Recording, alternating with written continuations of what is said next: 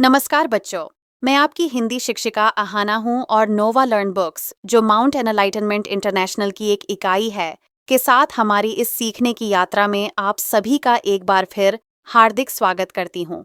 आज हम हिंदी व्याकरण के अध्याय कहानी लेखन के बारे में सीखेंगे। इस पाठ में हम जानेंगे कि कहानी क्या होती है, उसके मुख्य तत्व कौन-कौन से होते हैं और एक अच्छी कहानी कैसे लिखी जाती है। हम उदाहरणों के माध्यम से समझेंगे कि पात्र, कथावस्तु, संवाद और शिक्षा कहानी को रोचक और प्रभावशाली कैसे बनाते हैं। यह अध्याय आपकी कल्पना शक्ति, रचनात्मकता और अभिव्यक्ति क्षमता को विकसित करेगा। अध्याय 18 लिखो कहानी। कहानी पढ़ना और सुनना एक रोचक गतिविधि है। कहानी में मनुष्य, परियों आदि से संबंधित घटनाओं को क्रमबद्ध करके रोचक ढंग से प्रस्तुत किया जाता है। कहानी को पढ़ने, सुनने से हमें मनोरंजन के साथ साथ जीवन उपयोगी शिक्षा भी मिलती है। कहानी का संबंध प्राय राजा रानी, साधारण लोक जीवन या पशु पक्षियों से होता है। ये सभी के साथ कहानी के पात्र कहलाते हैं। ये उस कहानी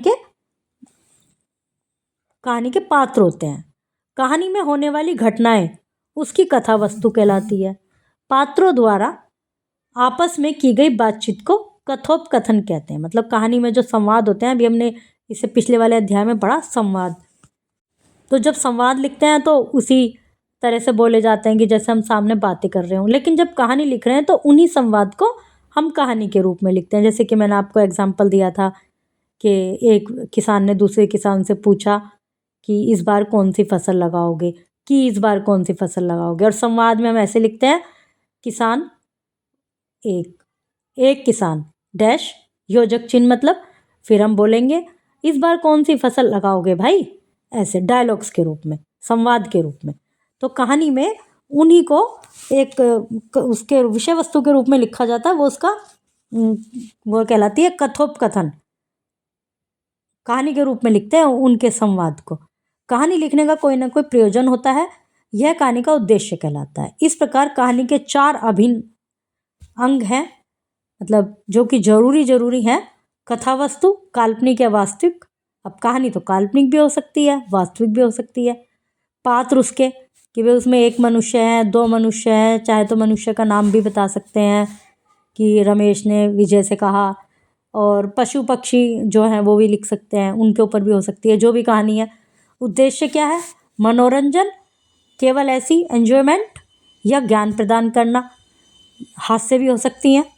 कथोपकथन, कहानी को सरल व प्रभावपूर्ण कथोपकथन बातचीत से आगे बढ़ाना। और कहानी लिखने समय क्या क्या बातें हमें ध्यान में रखनी चाहिए कि पहले एक रूपरेखा बना लेनी चाहिए अपने माइंड में। उसका प्रभाव आकर्षक होना चाहिए, सुंदर होना चाहिए।